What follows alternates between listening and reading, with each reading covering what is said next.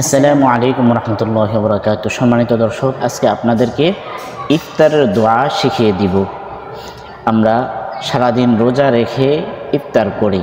ইফতার অনেক বরকতময়। ইফতারের সময় আল্লাহ তাআলা দোয়া সবচেয়ে বেশি কবুল করেন। হাদিসের মধ্যে আছে, রাসূলুল্লাহ সাল্লাল্লাহু আলাইহি সাল্লাম বলেছেন যে ইফতারের সময় আল্লাহ তাআলা বান্দাদেরকে ক্ষমা করে দেন। এই জন্য ইফতারের সময় বেশি বেশি দোয়া করা।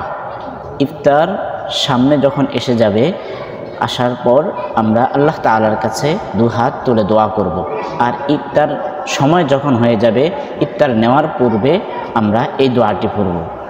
দোয়াটি হচ্ছে, আল্লাহুম্মা লাকা সুমতু ওয়া আলা রিজকিকা আফতারতু।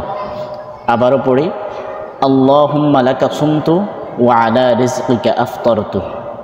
আমার সাথে একটু পড়ে নিন, তাহলে আপনিও পেরে যাবেন। আল্লাহুম্মা লাকা সুমতু ওয়া আলা রিজকিকা আফতারতু। আরেকটি দোয়া আছে, যারা পারেন আপনি ওই দোয়াটিও পড়বেন। দোয়াটি হচ্ছে, যাহাবাজ যামাউ ওয়া বাতাল্লাতিল উরুকু ওয়া সাবাতাল আজরু ইনশাআল্লাহ। আমি আবারও বলছি, যাহাবাজ যামাউ ওয়া বাতাল্লাতিল উরুকু ওয়া সাবাতাল আজরু ইনশাআল্লাহ। এই দুইটি দোয়া আছে।